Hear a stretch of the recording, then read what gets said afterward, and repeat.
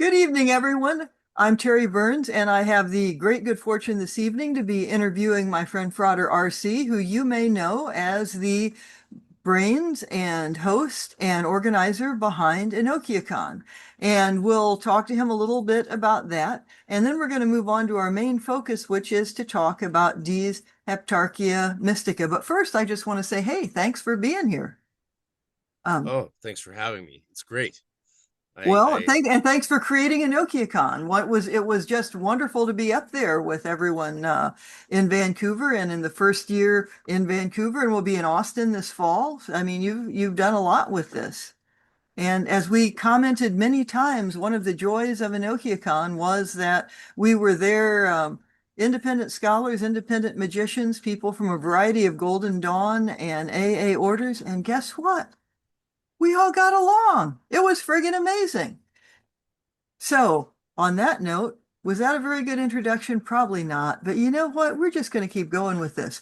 Um, could you say a little bit about what you have planned for EnochiaCon this fall or spring? Let me just turn over the floor to you on that because yeah, you've been working a lot. yeah, let me first say, yeah, again, it really is cool to be on your channel since it was not that many years ago where YouTube wouldn't stop recommending your videos to me.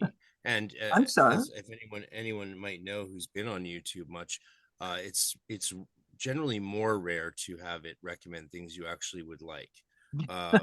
So yes, the fact that I eventually said, okay, they keep recommending this, I'll watch it because it is on Enochian, and I was blown away, of course, by you. And then I connected you with the Enochian Facebook group that we're both on, and we away to the races we've gone, and it's been an amazing journey getting Mhm. to know you, getting to know Alan before he passed, and to bring these events to life. I tried to do events before COVID, but then COVID happened, and so yeah, the things are now Mhm. taking off, and we've got our legs under us. And EnochiaCon in 2026 will be November 6th through 8th in Austin, Texas, and we'll also have a workshop day, a full day workshop with some very special presenters Mhm. in May. The date is going to be confirmed any day now, which weekend that will be, which Saturday that will be in May. So that's what's happening for Arcane Research Society this year. If we have So, time and ability to put on an additional event or retreat, we'll let people know. But that's something people can control, because the more people that register and pay dues for a year and attend our events and stuff, the more things that we can do with those resources, and the more events we can put on.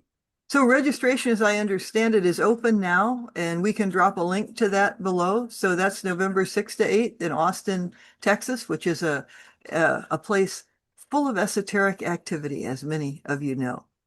Um, one of the one of the big reasons I wanted to talk to Frater RC, along with all of the fun we've had at EnochiaCon, is he actually has put together a curriculum for Dee's Heptarchia Mystica. And as I tell many people, and as he and I have talked about, I've spent well, first, obviously, spent a lot of time with the hieroglyphic monad, maybe too much time, some people would think, and worked through the Enochian system pretty steadily, but most of my exploratory stuff has been with the watchtowers.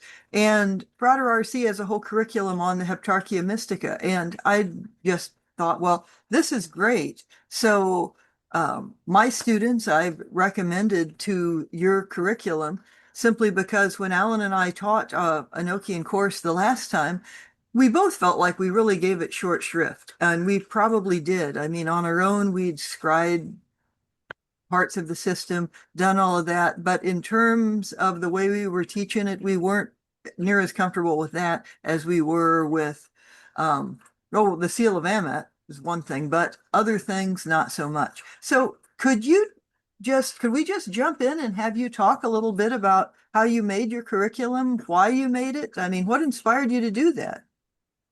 Absolutely, it's a fascinating story, but the simplest reason for, I think, it being overlooked by a lot of teachers is because it is in many ways, as you would, I'm sure, would agree, it's kind of the least Enochian of the three aspects of Dee's system. It does follow standard grimoire planetary structure, of having planetary beings that you interact with, and that's very similar to many other grimoires.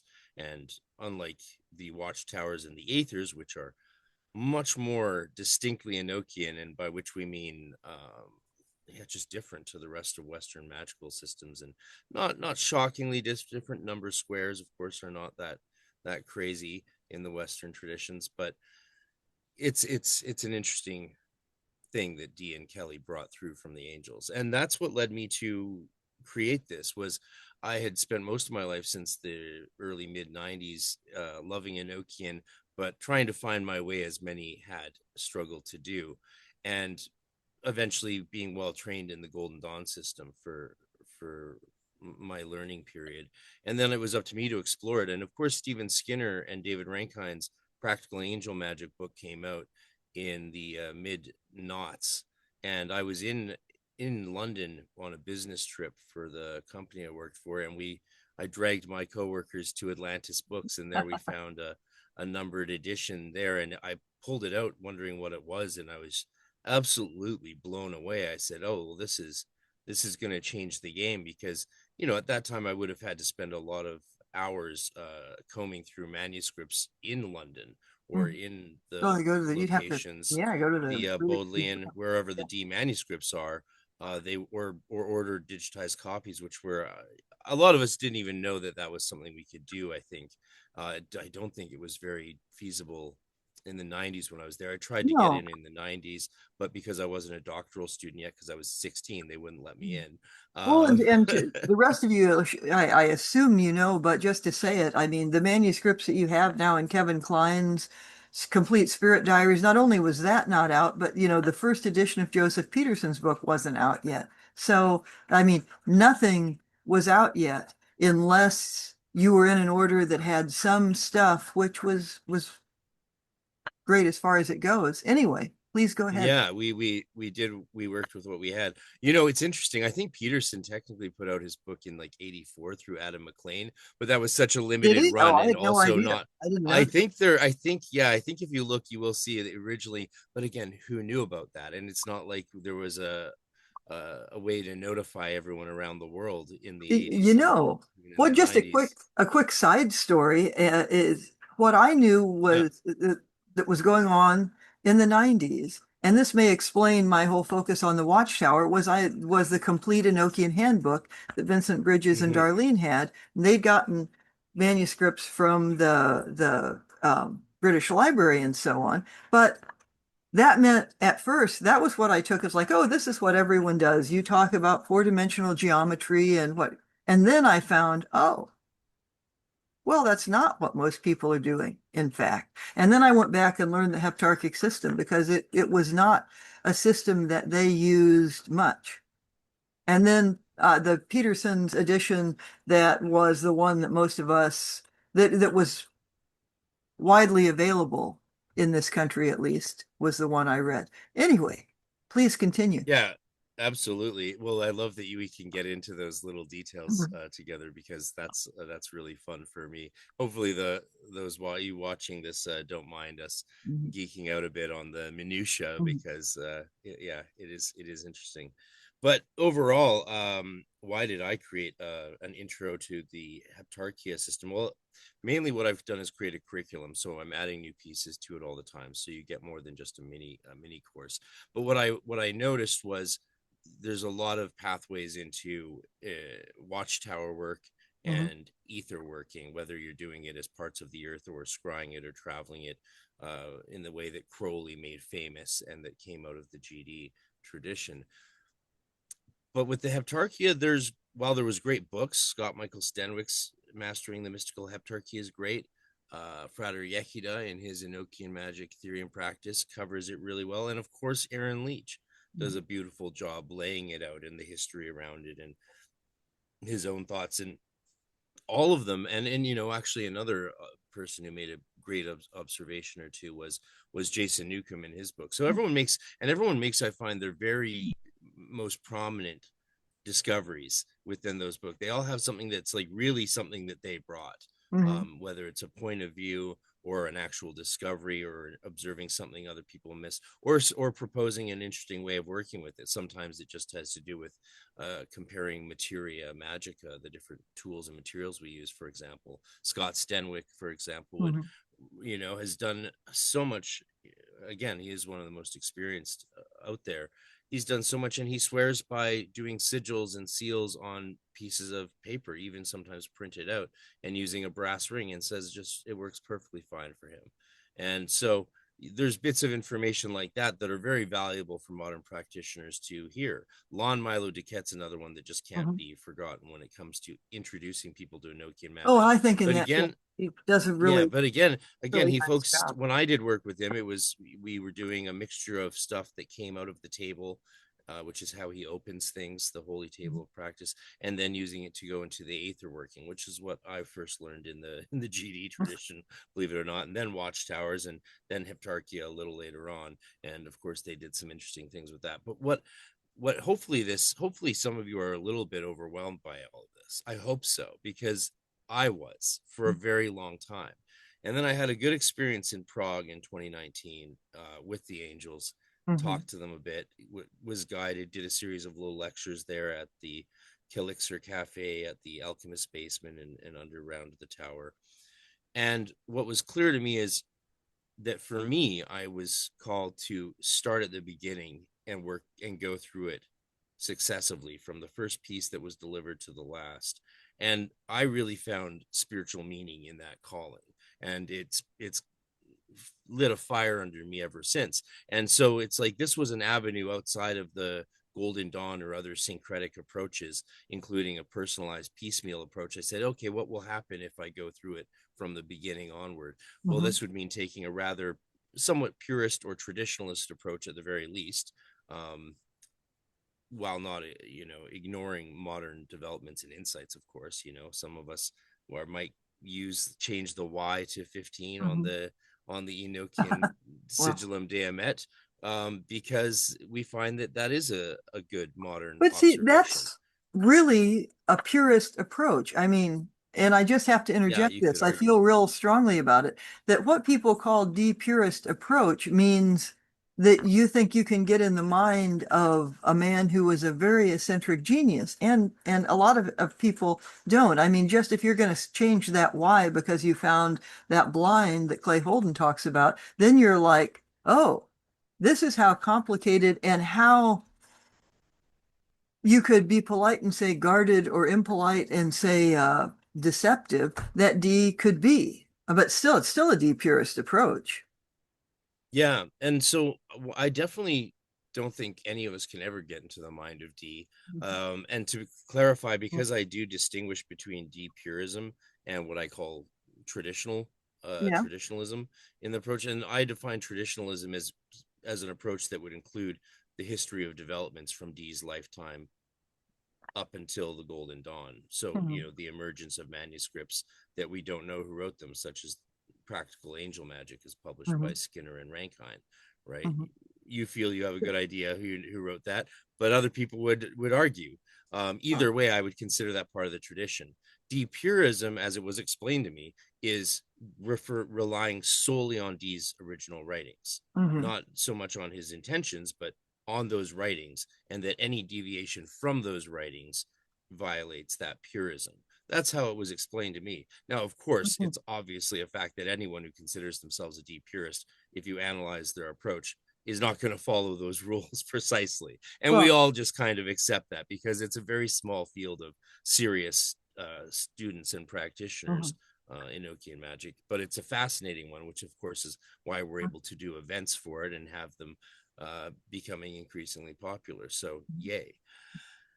My desire was to say, well, if I'm going to pursue an understanding of this that's in a traditional approach from the Heptarchia through the self-initiation into the Watchtower, which is something Dee outlines that's been Mhm. discussed by authors, seldom ever practiced by anyone.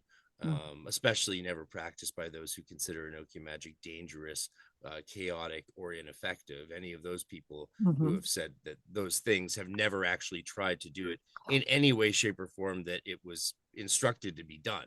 So it's always a little funny when you try and do something Yeah. your own way and it And doesn't then it work, doesn't and work. you blame, and then Yeah. you don't blame yourself, right? Yeah. It's like, It's like this system is we all, dangerous. Well, so we'll just take a digression there. I mean, do you find cool. Enochian magic dangerous? I've seen it do damage to people who are careless with it, but I've seen people who are careless with everything do damage to themselves. Mm-hmm. Do I find it I mean, for me, it's not been as dangerous as there's a lot of other spiritual practices. I think Hmm. you could do even more damage to yourself, and I don't find it dangerous at all, because it's grounded in a solid faith and spirituality for me that I'm very much in alignment with and have been in alignment with my whole life. So the safeguards, I think, are important. For me, they are important. A lot of people might ignore them. A lot of people outright reject them as the basis for saying it's dangerous. For example, they reject the idea of calling, like Dee did, the archangels to protect him. They reject the idea that all of this is under the blessing and grace of our Lord and Savior Jesus Christ, which is explicitly laid out in the opening prayers and invocations. So if you reject all those things and then say it's dangerous, to me that's a little bit Well, funny. and to get more mechanical about it, if you set things up the wrong way, if you set up an engine the wrong way, it's dangerous. It might explode. But that's because you didn't follow the instructions when you You're built the thing. experimenting. Yeah. Yeah, so what we always say to experimenters is, yeah, you if people, because people get touchy and they say, oh well, I think you can do this way, I haven't tried it yet, but I'm going to. It's like, great, you do you, and write it down, right, make notes, Yeah. keep a diary, and let us know how it went. Yeah. I've seen so many, even in the last 5 years, a number of practitioners have told me they're not going to do this or that, they want to do this experimental approach. And I said to them, well, we'll see, we'll wait and see. And they're like, what are you going to wait and see for? We'll see if your life completely falls apart. And guess what? It did in every case. I can say back in those Well, last 5 years, in every case, utter destruction exactly as expected. And it's well, shocking and sort of painful to say that's that, but it's like, well, you literally found out what you were warned you would find out, well, right? that And is a maybe real now that's, cautionary but tale. Yeah.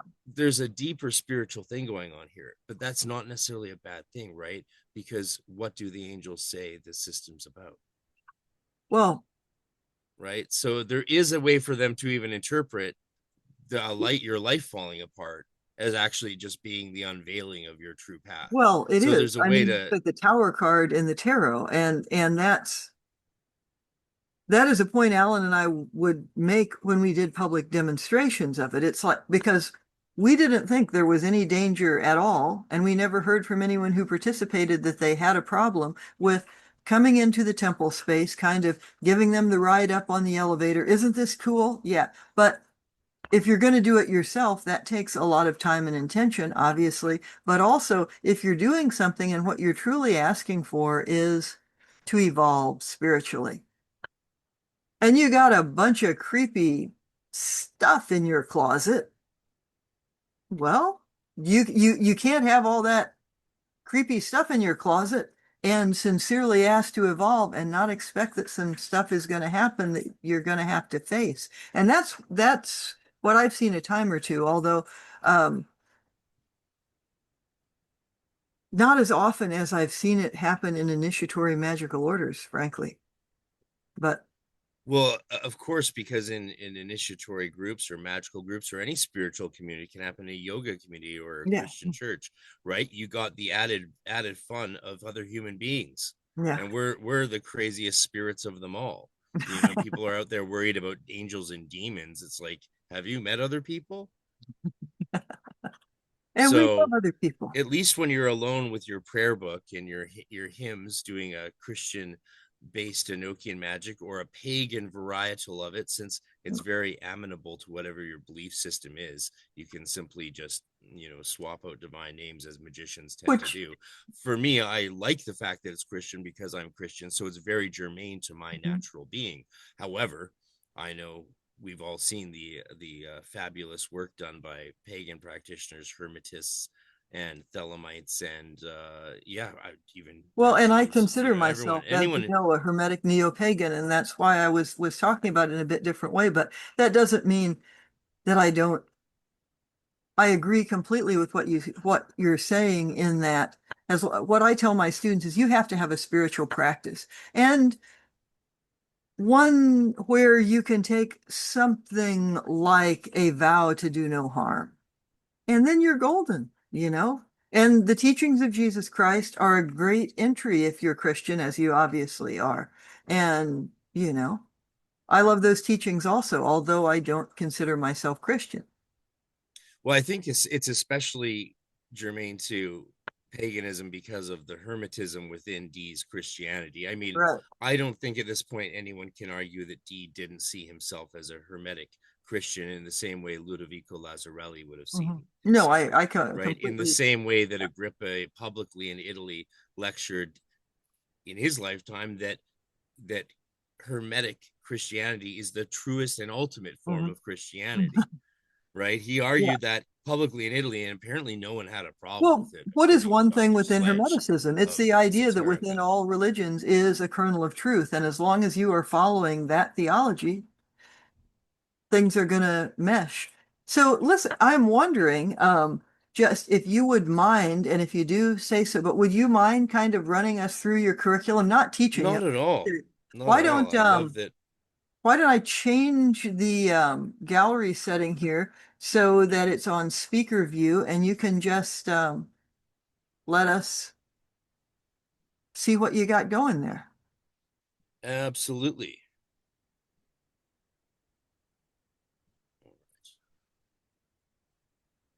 So All here's right. me in the background at the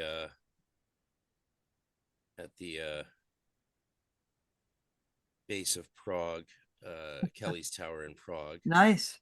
Been there many times. It's a pretty Yeah. intense place. And yeah, this is the very short and brief title of the course, Enochian Mhm. Magic of Father John Dee, Sir Edward Kelly, Experimenta Heptarchia. I like to call him Father John Dee. I mean, Doctor Father, Father Doctor, Reverend Doctor Father. Who doesn't matter what you want to call him, but I like to emphasize that because again, as a traditional approach, the Christianity is something that is a factor, and I noticed a lot of people in Enochian magic spend time justifying how it doesn't need to be Christian, Mhm. right? So a lot of people will spend much ink or and words on saying, "Oh, well, just to be aware that you don't have to be Christian, you don't, this, you don't have to be Christian to do this." And I was a little sad to see that there's no one saying, "Hey, this is Christian, and isn't that great?" Because it, has all these features that you'll really like. You don't have to, we're it, Uh, we can have someone present it. There was a space for someone to present it from the let's look at the benefits of it mhm. being originally explicit Christian, albeit Well, but Hermetic to be tradition. fair, in Dee's lifetime, it was good that it was Christian because it kept you from getting killed. Of I mean, course, of it course. so it and the way that yeah, so we don't need to lecture each other on that. So Like I don't I think, see your right, yeah, point, but I don't think we can argue yeah, that he was not Christian. We can just say that he was Christian of a of the different of a hermetic rare variety. Yeah. right. And yeah, he sort of accepted non-Christian views in the same way I think I can say now that the Alexandrian pagan Hermetists, out Hmm. of which the Hermetica is written or and comes to us, Hmm. accepted Jesus as a god and a savior, and Well, Christians right, as worshiping a god. Yeah, so it's the same perennialism, if you like, or the Prisca Theologia, if you like. It's the right, same exactly. same holistic syncretism that we're talking about It's like here. You're not we'll going to do Jesus find, too. Great. This is yeah, wonderful. yeah, you're not going to find the kind of dogmatism we're used to assuming today in Hmm. Hermetic traditions generally. And anyone watching this probably already knows that. And so what this is right now there's two parts to the course, but I'll be adding a third part this year. And the first part is a 10-day step-by-step walkthrough, and it takes you to the first conjuration that you will do. of the king and the prince spirit of the Heptarchia. Mhm. And there are new instructions. I did a ton of research and made a major discovery, which I shared at EnochiaCon and which I share Mhm. in this course. And I did a full interview on Enochian magic with Dr. Angela Puka on her massive YouTube channel. So go check that out if you want me to be see me interrogated by a scholar academically, and that's fun. Puka is wonderful. So one of the cool things about Enochian magic is this course functions also as an introduction to grimoire magic in general, Mhm. because I find, and I agree with Lon Milo Duquette on this, that Enochian magic's not a bad way to start your magical journey. Maybe not the very first thing you ever do if you've never meditated or even prayed before in your life. Perhaps maybe start a bit slower and don't just dive into chanting strange words to summon spirits you just discovered. Maybe do some prep, but it's a great way to learn Enochian grimoire magic in general, because of the gaps in the Enochian system due to lack of information, destroyed manuscript pages. There's just little bits that we don't have, like the perfect way that Dee would have done his seals. We don't exactly know. Aaron Leach has done a good job reconstructing it. We have some examples, but Aaron Leach has also identified that there's one little thing that we're Mhm. just never going to know unless we find a missing manuscript. And you can read about that in Aaron's wonderful work. Of course, that creates room for, I always say this to my students, ambiguity is not really a bad thing. It allows for creativity. So when there's ambiguity in a system, there's a bit of room for you to fill something in. So I find that Enochian magic is an excellent way to start grimoire magic, because other grimoires, such as the Arbitel, published in Dee's lifetime in 1575, was published complete. It was so Mhm. complete they actually wanted to give it to school children to learn magic in schools in Yeah, Calvinist Germany. which is It was fast. a different Yeah, time, yeah. clearly. It was maybe a funner and more dangerous time, perhaps. Who knows? Um, but I find that, yeah, because you have to complete your own grimoire by going through this process, you have to put the pieces Mhm. together yourself. And I That's walk you that's a through great tool. the Yeah. stages of actually, doing it traditionally, like Dee would have probably taught you to do it. Write out this prayer from my prayer book. You can Mhm. do it in English, or you can do it in Latin, or you can do it in both, however you wish. And then you start that prayer process. And each day, originally there was an hour-long video each day, but I noticed people were having a hard time actually getting through the first 10 days. And even though the highlighted points were in the notes below, I decided to re-record it and make it so the videos were as short as possible.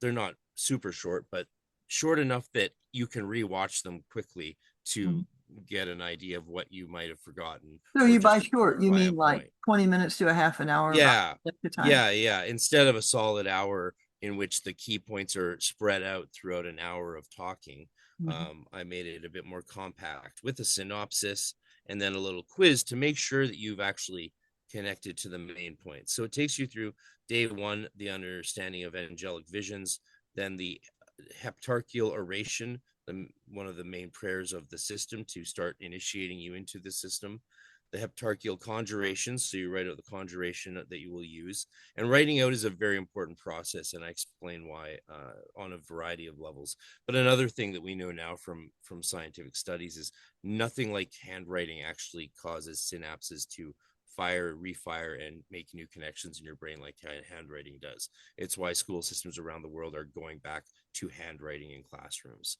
Um, it's just, yeah, it's a No, game that's changer with our brain development, and losing it is problematic, as we can see from yeah, what's going on in the world with education. So then we look into the king and to the prince, the King Karmar and Prince Hagenel, and we learn about what they are as beings. And of course, there's constant direction to which books you can look things up in for deeper dives, but most of the information that you need is here. And again, I focus on not distracting you from completing the tasks to do that first operation. And mhm. then you have to make your magical tools. And I talk about that, show you a provisional way to do that and how to scale it up as you go along.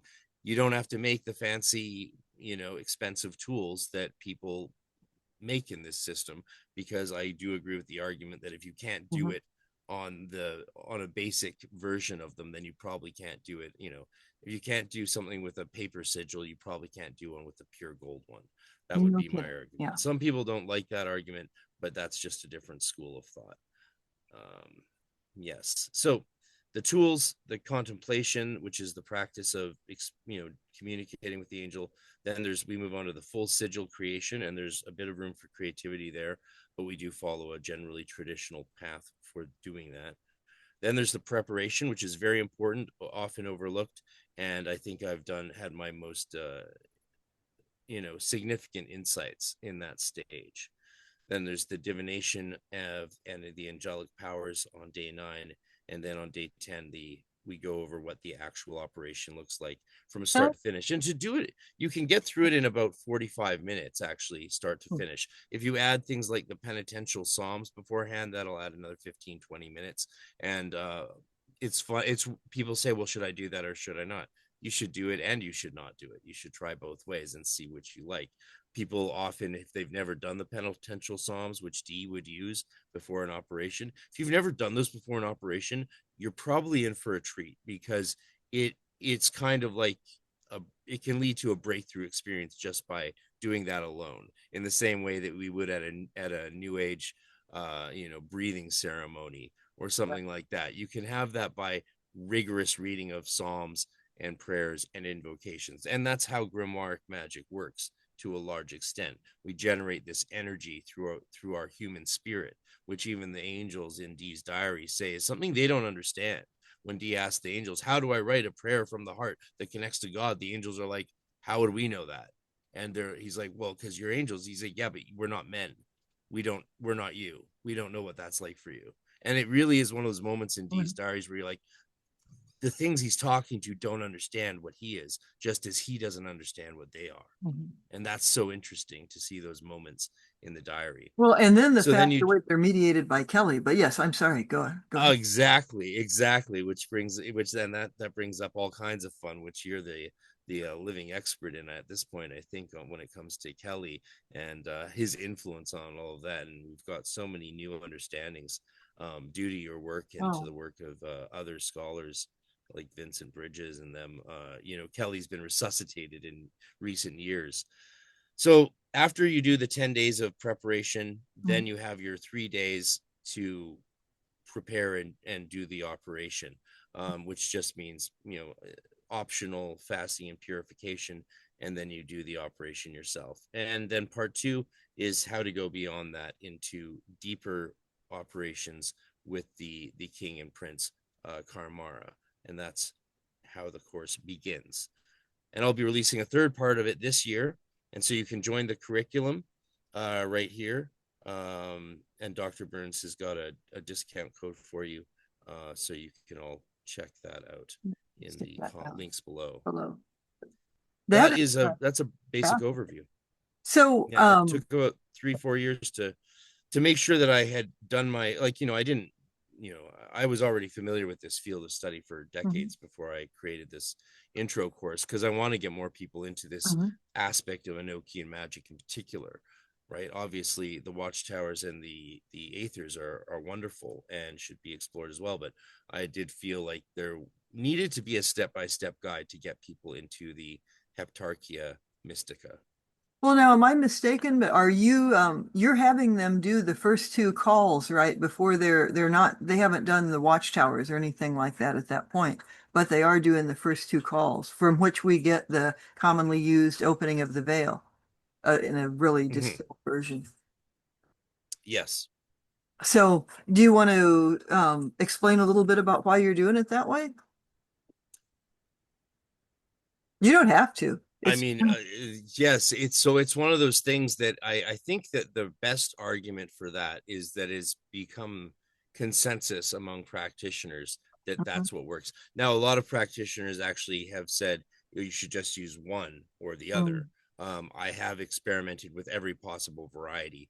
And you mean one call or the other? Yeah, one call or the other. Idea. Even I find doing them both is the best course of action. We can talk about theories beyond that, but I Mhm. would recommend someone experiment with a basic Oh, series of operations first. Do it, do it the way that people do it, and then you can sort of have a sense of what that's like. And then there's definitely some room for some conversations after that.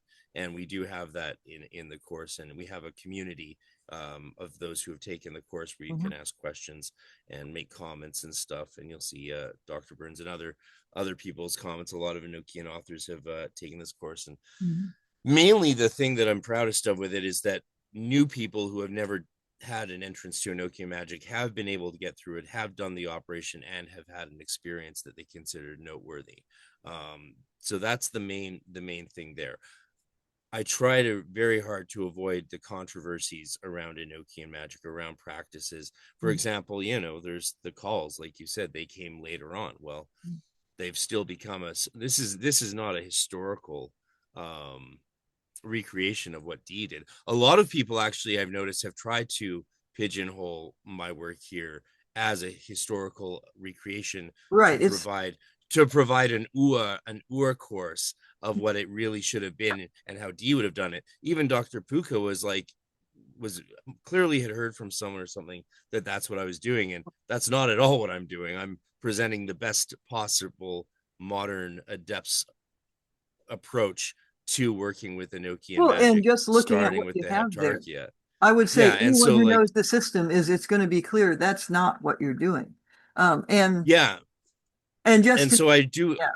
I do reorganize some things differently to my colleagues like Scott Stenwick and Aaron Leach. I do move things around in a slightly different way based on my experience. Mhm, I have arguments for that. And of course, we all talk, so we'll continue to have debates about different things.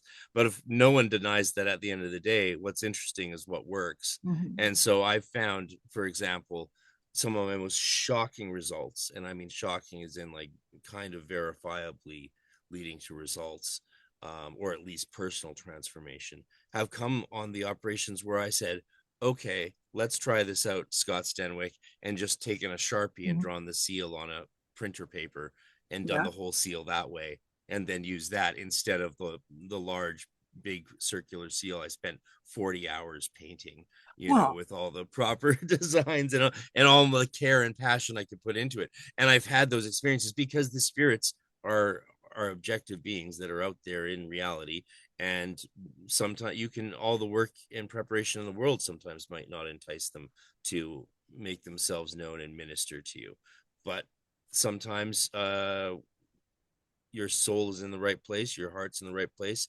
you bring the right spirit to the working, and also maybe you are in need, and so they come, and they come big time and help guide you and show you and those who have maybe asked for your help the way forward. And it's not always easy, the way forward in life, as we all know, but mhm. it's certainly helpful to at least have sometimes a bit of assistance from the spirits, and if not foresight, and even you know Yeah. touch of Yeah. prophecy perhaps. Thanks for sharing this all with us. And again, there would be a link below if Yeah. you all are interested. Um, Yes, I'll even do a special thing I very rarely do, but anyone who goes down below and enrolls in this curriculum, by in the next 8 days, I'll give them a free 45-minute one-on-one session with me when they complete their 10 days of going through it prior to them needing an operation. So sometimes they do that. People find it helpful to have a bit of back and forth yeah. or dialogue. So if anyone wants to jump on board and try this, or enroll this week, yeah, I'll happily give you some of my time to do a troubleshooting session as you finish the course and move towards your first operation, because we're all very excited for people to get into this practice of magic. And as you can see, I haven't updated it in the last year, and so I've got a whole set of seals that are of a new design to share, and so you'll get that, and you get every new edition that I make to do with this school of magic. You get when you enroll in this. You'll keep getting addenda as the years roll on and on. And so I'm very proud to create a community of people who are not just interested in the Heptarchia Mystica, but Enochian magic in general, because yeah, Well, we're I got having a great to time meet with the a conferences and couple of workshops your and students who, working with Terry Burns and all these other great people, bringing Enochian magicians and that tradition together is a really exciting thing to do in life. And honestly, when I was in Prague, standing at the top of that tower doing Enochian magic in Kelly's tower Mhm. and having a shocking sort of experience there, it just, yeah, it's been a calling ever since then. And yeah, it seems to be a true calling. So Well, you know, that tower tends to attract that. I went there, as I've told, and I did all the calls up there. It was the year after Vincent died on the summer solstice, which is my birthday, and it was just it was a I was already far into the Enochian system by then, or I wouldn't have been in Kelly's tower doing the calls any more than, you know, that you would have been at Kelly's tower doing Enochian magic. And if yeah, it's but and we'll be there yeah, together in 2027 doing that's the Enochian plan. magic That's yeah. with anyone else who wants to come. I want to say, and actually, you might want to just unshare your screen for a sec here Oh because yes, of course. um and let's see, are we back here on gallery? Yep, we are. Okay. Well, the reason I was asking you that about the order you put things in is one of the things that strikes me a lot about people who have done Enochian enough that I suppose that you develop a kind of reflex for it, like you can feel when the magic is running or not, if something is off or not, and you tweak things a little, but within the system. Then you really appreciate how some things have been put together. So, just as an example, it's kind of the example Alan and I had, like where you're putting the calls. That is, we did a a modified watchtower, as you know, because I talked about it in EnochiaCon. A modification of the thing that is used in the GD as part of the consecration of the vault. Well, when you just look at that and you're like, okay, this is before anyone is supposed to be really hardcore studying Enochian, but whoever wrote this obviously knew the whole system, rearranged some words in very logical ways, placed them in there, and that's what's powering you and helping initiate you before you really even know, unless you've been off studying Enochian on the side. And it's kind of a fascinating thing. Well, most complicated systems or even simple systems that you learn from somebody, that person knows it well, and they are using the knowledge of the things you don't know yet to teach you how to do this and that. And that's one of the things I really like about how you've ordered your system. And I'll just leave it at Well, that thank so you. you don't you know, get all blushing on the video or something here. But Oh no, praise it away. okay. It's a great system that he has set up here. And once you do, you know, once you go through that system, then I think there are a lot of things that people can talk about that you can decide if you want to do, but they don't contradict it. So, for example, well, a lot. I'm running a series concurrent with this with novel approaches to Enochian that don't require you to know the Heptarchian. Nonetheless, if you do, is it going to change any of that? No, not at all.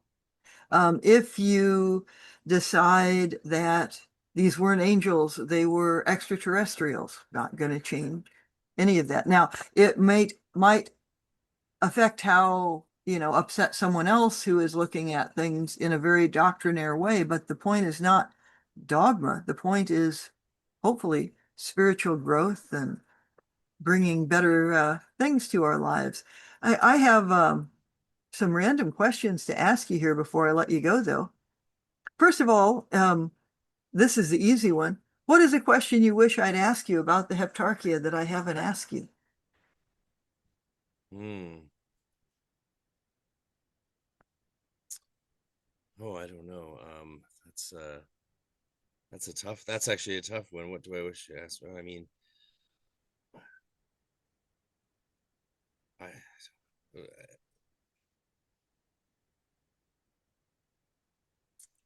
yeah, you put me on the spot. Well, you can pass. I'm pretty easy. Yeah, I don't know. Um, What's a question that I wish you would ask me? I guess um, yeah, there, I knew you'd come up with something there. I'm still not. still, I don't know. It's da, da, da, da, da. Okay, I'll throw another one for at you then. And then if you come up with a question I should ask you, please tell me or shoot it to me and I'll ask you next time we're on another one of these conversations because I'm sure we will be. But here's what you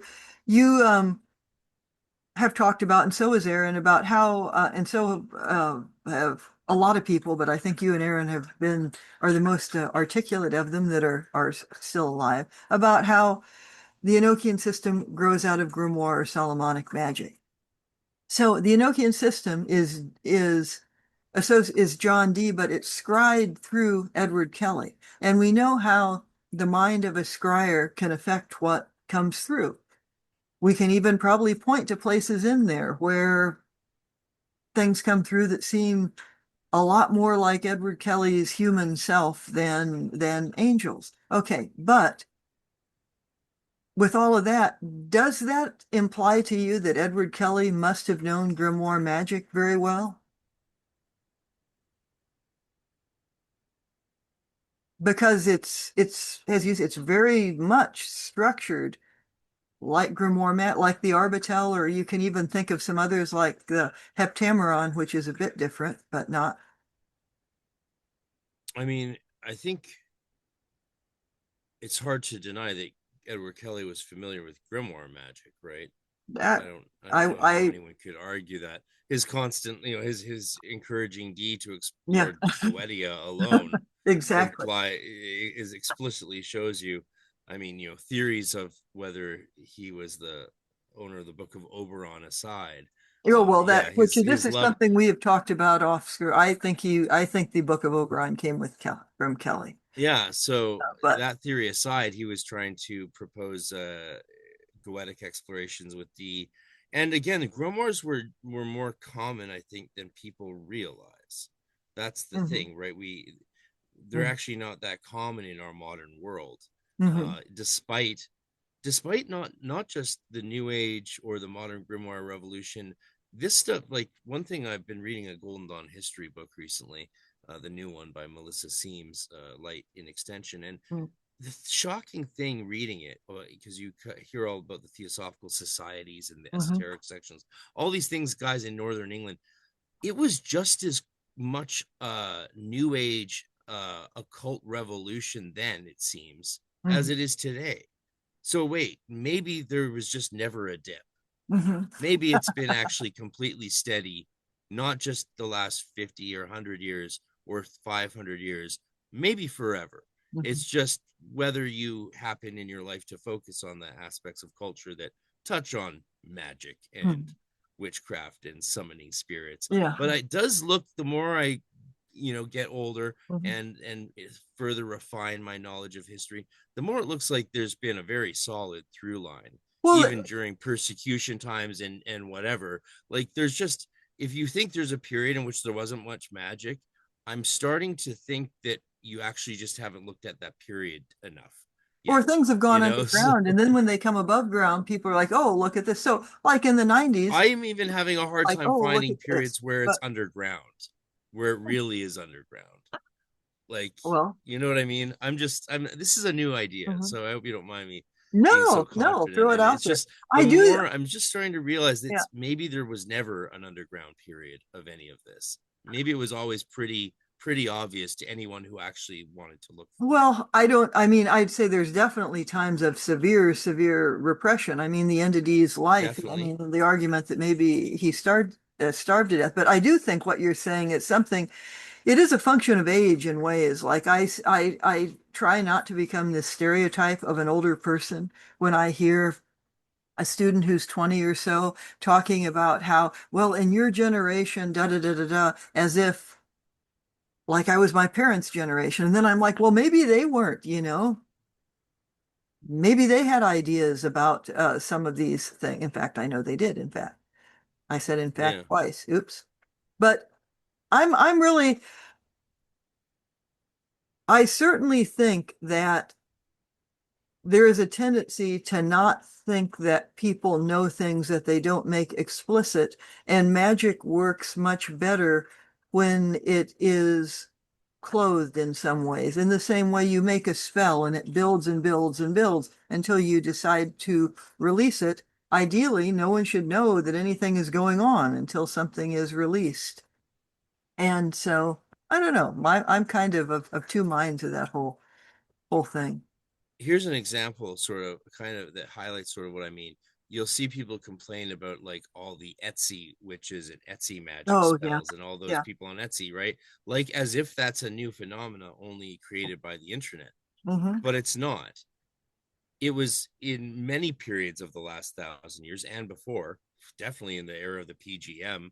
A Hmm. lot of the PGM probably came out of this era where Hmm. it was very popular and viable to just create grimoires, create spells, and sell them along with other knickknacks at the crossroads or in a in a marketplace. Right? This is not a modern phenomenon. This has been Well, if magic has nothing been else, alive and wouldn't you well, it agree seems, throughout most of our history, it's a and it cyclic was pushed. phenomenon. It ebbs and flows. I mean, during the Yeah, time of genocides, people are not going to be as, yeah, but yeah. Cromwell yeah, probably didn't allow the people selling spells in the marketplace. probably didn't appreciate that too much. Neither did King James too much, we I mean, even after but Dee's that was death, right? because he thought that his mother was a witch. So there's that whole thing. The Anyway, only way that Casaubon was able to publish Dee's work was to, mhm, smear him as right. a as an Anabaptist. Look at Because if his you look look at at, this. yeah. He got this straight from some spirit, which means he just believes that faith is as simple as whatever you think it is. And then if you look at who Casaubon's father is, he was in Europe, Isaac Casaubon, who I'm sure you know who is, and Yeah. he was friends of the person from whom we have the best account of Edward Kelly's imprisonment and wound up coming to England to escape stuff from where he was. So you can't always trust that people mean what they say on the surface, even though they sometimes do.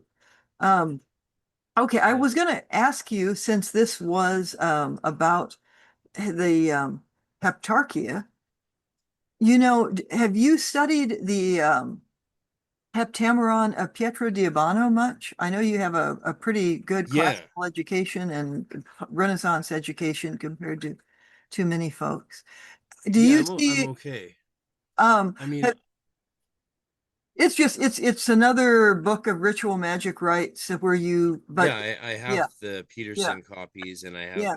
had a variety of copies over the decades. Yeah, of course, the Heptameron's, one of the first grimoires you sort of get into, Yeah. even as a if you're a teenager into magic, because of some of the dark stuff in it. Um, yeah, the Heptameron's interesting. The Elucidarium Necromantiae, which Peterson put Mhm. out, is further expands on that tradition, or that aspect of the tradition, Mhm. um, which is interesting for me. That I never got into stuff that worked explicitly with demons on a practical level. Mhm. That was never something I really felt drawn to. I Mhm. tend to stick with angels, which is why I'm excited about Yeah. the Summa Sacra Magica and other texts like that coming out in Oh, there's so English many of them coming translation. up. Mhm. Yeah, but and I've read the True Grimoire and a lot of the demonic stuff. I'm very interested in magical methodology, especially historical methodologies, and how they change over time, why things get added, why things get taken away. For example, like, suffumigation is suspiciously absent from Dee Mhm. and Kelly's work. Now, P.D. Newman has his theories on why that Yeah. is, but another theory is found in the Alexandrian Hermetica at the end of the Prayer of Thanksgiving. Well, actually, it's not at the end of Prayer of Thanksgiving; it's somewhere else in the Hermetica, where they make it explicitly clear that you should not burn incense, and to Mhm. do so would be a horrific act of what do they call it? There's No, that's a actually good point. yeah, they're like, how Yeah. dare you be so, what are we, a priest in a pyramid? Why would you do that? Hmm. Oh yeah, here it is. Rather let us adore this is from the actual Hermetica. So maybe this is why there's no suffumigation, Mhm. though PD Yeah. Newman wouldn't like this argument and probably could defeat it. But it is when Trismegistus heard him, he was stirred and said, "Give us far better omen than that, Asclepius. It is like sacrilege to burn frankincense and other things when you pray to God." I mean, that's Yeah. so crazy for Yeah. us to think about, Yeah, right? that's For real. he lacks nothing, who is himself all things, or in whom are all things. And remember, this is a pagan Mhm. text. These are pagans. Rather, let us adore him in giving thanks, since this is the finest incense for God, that thanks be given him by mortals.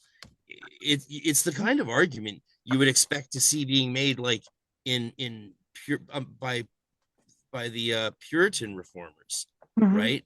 Yeah. Or Keep everything plain and simple. by idol smashers. Um, yeah, it's the kind of argument that, it's like very pro Mhm. egalitarian. Not everyone can afford frankincense, so how dare you claim that frankincense is what lifts your praise to God, Mhm. right? Yeah. And No, God that's is real. just needs pure love and thanks, and that's it. Maybe And then, that's why D had no suffumigation, or maybe it's because his kids were choking too much on the smoke. You know, there in was a the lot of in the kids around. in the castle. Yeah. They don't show that in the movies. They don't show all the No, they just nursemaids show and him his there. They wives don't and show these 10 kids and he then was more like other this families of kids and Da servants. Vinci family man than a monk by a Well, lake.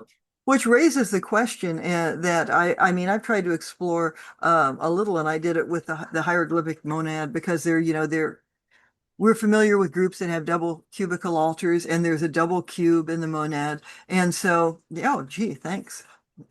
Um, Get her book, people. We need a second edition. So get a that's first right. edition while they still exist. While they Please still buy my book. exist. And you can't I'm buy them in Canada, but they are printed in Canada. So go Canada. that's just weird, but we won't even get on that right now. So, Oh, I um, think it's delightful. It also means that you could actually ship them to booksellers here without a VAT, because it doesn't have the code on it that would trigger a VAT charge at the border. well, I'm just not going to be recorded saying anything about that at this time. All So, right. I don't We're even know just what a trying to VAT we're is. just trying to get We're the just first trying to sell. edition But out into the I do hands want to of get those to who a second deserve a edition first out edition. because there are some things I would like to add. Anyway, but with all of that, one of the things I was in D doesn't really describe his oratory and his altar. So there are some assumptions you make like that are Yeah. pretty easy, like, but when you do that, like, all right, like what direction does he face when he prays? Maybe east. But the more that you get in the habit of doing that, and I confess, I get in the habit of doing that a lot. It's like, well, he doesn't say how he does this. Why? Because it's such a commonplace thing. You wouldn't write down what you're doing. Okay. But then it could also be, like you've just said, he's not talking about fumigating because he's not doing it. So who, who, there are all kinds of questions, but I suppose I said I wasn't going to keep you more than an hour, and I have. Oh So no, let it's me, fine. Well, there's no time uh, limit here. I think I think PD Newman's probably right. Of course, by the simple fact that I think he's right, and also I must admit hope he's right, means that unfortunately that means that my quest is to prove him wrong, right? Because that's how we prove arguments. So it's been an interesting journey since discovering his research, mhm. because it's quite hard to prove that wrong. And the more I try, the more I discover, the more I do seem to be convinced that he is right. Um, and I hope that Well, we can continue to have that dialogue. My point in raising that up though is because I also there's another gap, right? Which mhm. there's another thing missing from Dee's diaries other than suffumigation, which was preparations. Dee Right. never mentions any preparations for Enochian magic. So again, we've always assumed that there were none, or maybe something similar Well, to some or other grimoire. a It couple just we people have just argued didn't that know. yeah, right. We didn't know. We had nothing explicit until I found something explicit, ran it by Joseph Peterson. He Hmm. gave me the thumbs up. Ran it by another academic, Dr. Puka, gave me a thumbs up. You were like, "Oh yeah," and I presented Yeah. it at the first EnochiaCon. Mhm. Do my course, you can see that discovery. Mhm. It's not 100% proven. We might never get, explicit proof that Dee did this, but also it's not about finding out exactly what Dee did necessarily in every instance, especially when you're looking at the tradition of Enochian magic, just to find best practices Mhm. that you can experiment with, which is what this is. It's a different situation to this of fumigation theory presented by P.D. Newman, of course. So different stakes, Mhm. definitely, in preparations versus fumigation. Well, and hopefully I'll get PD Newman on here at some point, and he can talk about that. But he's given two great presentations at EnochiaCon, and maybe that's. Do you want to say a little bit about? Do you want to talk at all yet about who's coming? Because last year there was I mean, we seem to have almost, with maybe Oh one or yeah. two notable exceptions, we had almost everyone anyone who's writing about it, having theories about it. There were a couple folks missing, but Shall I show who's coming so far, who's confirmed? yeah, if you've got that. Let's do that. And also in Austin is the Harry Ransom Library, where there are some very good GD manuscripts, Crowley manuscripts. I'm gonna take a field trip to the library one day. So here we go. Hmm. November 8th through 9th, Austin, Texas. We have a good lineup so far, very strong lineup. We have Jason Liu, Ashton Chassan, Scott Michael Stanwyck, Dr. Terry Burns, David Rankine, and Dr. Al Cummins, Ike Baker, Melissa Seams, Robert Podgorski, Maria Montgomery, Joseph L. Flatley, Lon Milo Duquette, P.D. Newman, Frater Eleftheria, Dr. Ashley Evans, myself, and I recently got a confirmation from Ronnie Pontiac. He'll be doing a presentation. There's still room for a couple more presenters to be added to the list, so you can go to EnochiaCon.com. I'm sure it'll be linked below to apply or to register during. We have a few early registration spots available, and you get access to our May workshop as well as to the events. And if you come in person, you can attend online, but if you come in person, you get access to these limited in-person workshops that are in a separate room with 20 attendees max per person, and they are some remarkable opportunities to work with in a practical setting some very popular magicians, shall we say. Frater Ashton Chassan, Scott Michael Stanwyck. I'll be doing one as well. Scott Michael Stanwyck's one is it's the title alone is controversial. Enochian wealth I was magic, just gonna working say, with the like, well, cacodemons of metals and precious stones. He did a podcast with me recently. He talked about the details of that. You can go look into it. We have a whole venue, dining hall, green room. We're going to get a block of rooms at the hotel nearby, downtown Austin, Texas. Don't miss this one. It's going to be absolutely fantastic. And yeah, go to arcaneresearchsociety.com, EnochiaCon 2026, and check it out. It's going to be great. We will have even more presenters than are listed there, and so it's going to be a big one because we're doing it in a place that is more how should we say this, affordable than Vancouver, Canada. mhm.